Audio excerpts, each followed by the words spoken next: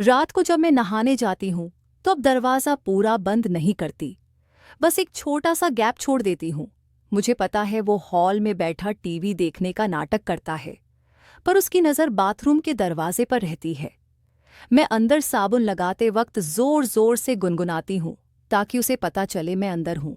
कभी कभी जानबूझकर लाइट जलती छोड़ देती हूँ ताकि साया दीवार पर पड़े। हेलो दोस्तों, मेरा नाम है राधा। उम्र हो गई है पूरी 42 की, पर जब गांव से शहर आई थी ना, तब भी लोग पीछे पड़ जाते थे। आज भी पड़ते हैं।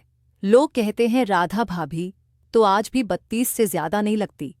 मैं हंस देती हूँ, पर अंदर से मजा आता है। कमर अभी 28 से 29 की है। साड़ी का पल्लू मेरे हाथ से ज्यादा खुद ही फिसलता रहता है। और चलती हूँ तो लोग कहते हैं, अरे भाभी की चादर में तो कुछ और ही बात है। मैं बस मुस्कुरा के टाल देती हूँ। मेरे साथ रहता है मेरा देवर। नाम है विक्की। उम्र 29 की। लंबा चौड़ा, जिम जाता है रोज। कंधे ऐसे कि 2 हाथों से भी नहीं नापे जा सकते। आवाज इतनी भारी कि जब भाभी बोलता है ना, तो दिल में कुछ हलचल सी हो जाती है। मैंने कभी सोचा भी नहीं था कि अपने देवर को इस नज़र से देखूंगी, पर पिछले 9-10 महीने जो कुछ घर में चल रहा है, वो कोई सपने में भी नहीं सोच सकता। हम दोनों अकेले रहते हैं। मेरे पति यानी विक्की के बड़े भैया 3 साल पहले गुजर गए थे। एक्सीडेंट बताया था सबने। मैं विधवा हो गई। ससुर सासुर भी नहीं रहे, बस मैं और विक्की। एक ही मकान में 2 कमरे, एक किचन, एक ही छत। शुरू शुरू में तो सब नॉर्मल था। मैं भाभी, वो देवर, पर धीरे धीरे पता नहीं कब बातें बदलने लगी। सुबह उठती हूं तो विक्की बिना बनियान के बालकनी में खड़ा सिगरेट पीता रहता है। पीठ पर पसीना चमकता है। मसल्स ऐसे उभरे रहते हैं जैसे अभी फट जाएंगे। मैं चाय ले जाती हूं तो वह मुड़ता है। आंखें मेरी साड़ी के पल्लू पर टिक जाती हैं। पहले तो मैं झेप जाती थी, अब जानबूझकर पल्लू थोड़ा और ढीला छोड़ देती हूं। वो हंसता है और बोलता है, भाभी तुम दिन ब दिन और खतरनाक होती जा रही हो। मैं हंस के कहती हूँ, अरे देवर जी, तुम भी तो दिन ब दिन और भारी होते जा रहे हो। कुछ तो रहम करो हम विधवाओं पर। वो पास आता है। चाय का कप लेते वक्त मेरी उंगलियां छू जाता है। जानबूझकर मेरी सांस रुक सी जाती है। रात को जब मैं नहाने जाती हूँ तो अब दरवाज़ा पूरा बंद नहीं करती, बस एक छोटा सा गैप छोड़ देती हूँ। मुझे पता है वह हॉल में बैठा टीवी देखने का नाटक करता है, पर उसकी नज़र बाथरूम के दरवाजे पर रहती है। मैं अंदर साबुन लगाते वक्त जोर जोर से गुनगुनाती हूँ ताकि उसे पता चले मैं अंदर हूँ। कभी कभी जानबूझकर लाइट जलती छोड़ देती हूँ ताकि साया दीवार पर पड़े। एक दिन तो हद ही हो गई। मैं नहा के निकली सिर्फ पेटीकोट एंड ब्लाउज में, बाल गीले।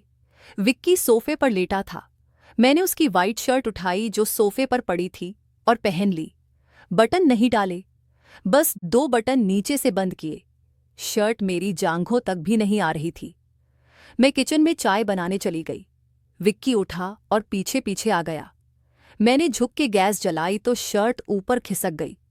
मैंने बनावटी गुस्सा किया, क्या देख रहे हो? वो पास आया, मेरी कमर पर हाथ रख के बोला, भाभी तुम्हें पता है ना तुम क्या कर रही हो? मैंने उसकी छाती पर हाथ रख के धक्का दिया हल्का सा। हटो बदमाश, चाय पी लो। पर उस दिन के बाद से कुछ और ही हो गया। वो रात रात भर मेरे कमरे के बाहर टहलता। मैं भी दरवाज़ा खुला छोड़ देती। कभी कभी वो अंदर आ जाता, मेरे बगल में लेट जाता। कुछ नहीं बोलता, बस हाथ मेरे हाथ पर रख देता। मैं भी चुप रहती। हम दोनों जानते थे कि अगर एक शब्द भी बोला तो सब खत्म हो जाएगा या शुरू हो जाएगा। फिर एक रात, वो रात मैं कभी नहीं भूल सकती।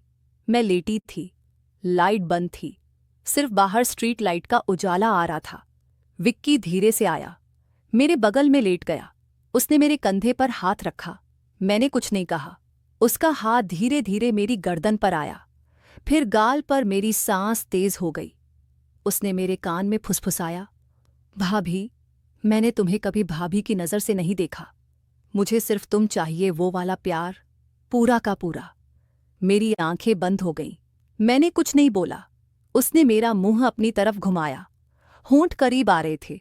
मेरी कमर में उसका हाथ कस गया और ठीक उसी वक्त दरवाज़ा झिया जोर से खुला। बाहर खड़ी थी मेरी ननद यानी विक्की की छोटी बहन पूजा। वो पिछले 2 दिन से मायके आई थी, पर हम दोनों इतने खोए हुए थे कि हमें याद ही नहीं रहा। उसके हाथ में मोबाइल था, रिकॉर्डिंग चल रही थी, उसने सब देख लिया। अगले 2 घंटे में पूरी बिरादरी इकट्ठी हो गई। मुझे उल्टा विधवा का लालची बदन, हर गाली मिली। विक्की चुप रहा, मुझे घर से निकाल दिया गया, सामान भी नहीं ले जाने दिया। मैं एक ऑटो में बैठी और शहर के उस कोने में पहुंची जहां कोई मुझे जानता तक नहीं था। किराए का एक छोटा सा कमरा लिया। दिन रात रोती, खाना बंद, सोचती अब मर ही जाऊंगी। विक्की गायब, फोन नहीं उठाता। मैंने सोचा वो भी शर्मिंदा है या डर गया। फिर एक रात घंटी बजी। मैंने रोते हुए दरवाज़ा खोला। सामने खड़ा था विक्की, हाथ में एक पेन ड्राइव, आंखें लाल। उसने घुटने पर बैठते हुए कहा, भाभी अब पूरा सच सुन लो, रोना बंद करो। वो अंदर आया। मैं अभी रो रही थी। उसने पेन ड्राइव मेरे हाथ में दी और बोला, ये देखो, और फिर मुझे गाली देना। मैंने लैपटॉप खोला। उसमें ढेर सारी वीडियो थी, मेरे नहाते वक्त की, पल्लू गिराते वक्त की, रात को बेड पर लेटे हुए हम दोनों की, सब कुछ।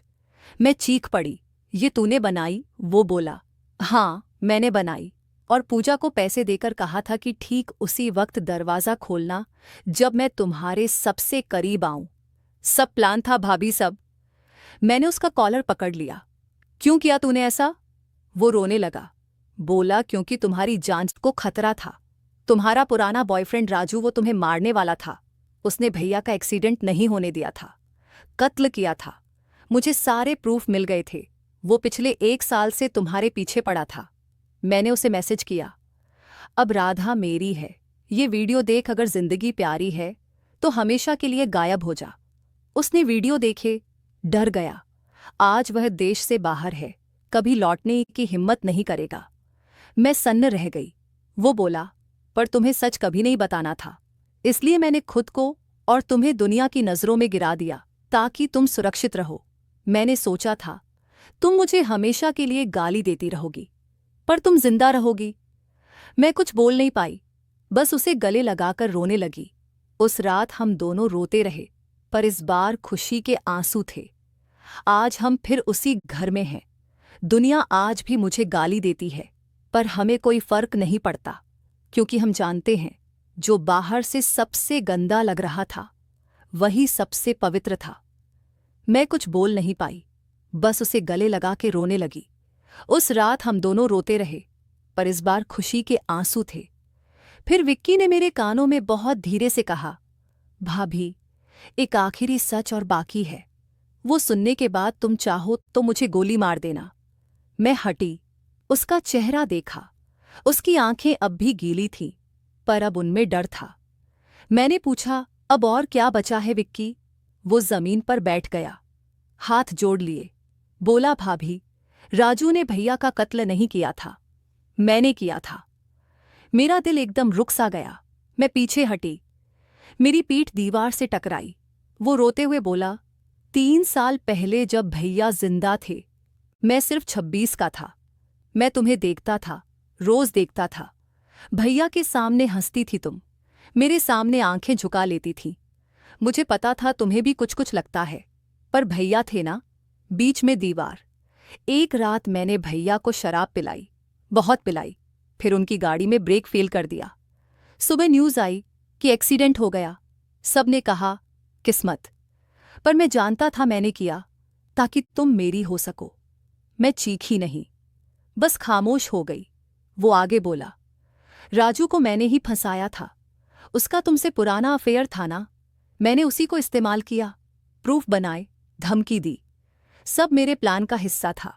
पिछले 9 महीने जो फ्लर्टिंग, जो वीडियो, जो पूजा का आना, सब मैंने इसीलिए किया ताकि तुम मेरे साथ रहने को मजबूर हो जाओ। तुम्हें कभी कोई खतरा नहीं था भाभी, खैर आकर मैं था। मैंने तुम्हें अपने लिए आज़ाद करवाया, पहले भैया को मार के, फिर दुनिया से बदनाम करके। मैंने उसकी आंखों में देखा, अब उनमें पागलपन था। मैंने धीरे से पूछा, तो अब वो खड़ा हुआ, मेरे करीब आया, बोला, अब तुम मेरी हो पूरी तरह। दुनिया भी मान चुकी है कि तुम मेरे साथ हो, अब पीछे मुड़ने की कोई राह नहीं। मैंने मुस्कुरा दी। पहली बार उस रात मैंने सच में मुस्कुराया। फिर मैंने अपना फ़ोन निकाला जो पिछले 10 मिनट से रिकॉर्डिंग पर था। उसकी सारी कबूलियत, उसकी सारी सच्चाई, सब रिकॉर्ड हो चुकी थी। मैंने फ़ोन उसकी तरफ बढ़ाया और बोली, विक्की, तुम भूल गए, मैं विधवा हूं पर मूर्ख नहीं। जब तुमने पेन ड्राइव दी थी ना, उसी वक्त मुझे शक हो गया था, इसलिए मैंने पुलिस थाने में पहले ही कॉल कर दी थी। बाहर गाड़ी खड़ी है, इंस्पेक्टर अंदर आने ही वाला है। दरवाज़ा खुला, 2 पुलिस वाले अंदर आए। विक्की के हाथ में हथकड़ी लगी। मैंने उसकी आंखों में देखा और आखिरी बार बोली, तूने मुझे आज़ाद करने के लिए मेरे पति को मारा था। मैंने तुझे सज़ा दिलाने के लिए खुद को बदनाम होने दिया। अब सच में मैं आज़ाद हूं। वो कुछ बोलता उससे पहले पुलिस उसे ले गई। आज मैं अकेली हूं, पर सच में अकेली। दुनिया आज भी मुझे गाली देती है, पर अब मुझे कोई फर्क नहीं पड़ता, क्योंकि अब मेरे पास एक सच है जो मैंने खुद लिखा। बोलो दोस्तों, कौन जीता? तो सुनो दोस्तों, जो मैंने आज तुम्हें अपनी जुबानी सुनाया, यह सिर्फ एक कहानी नहीं थी।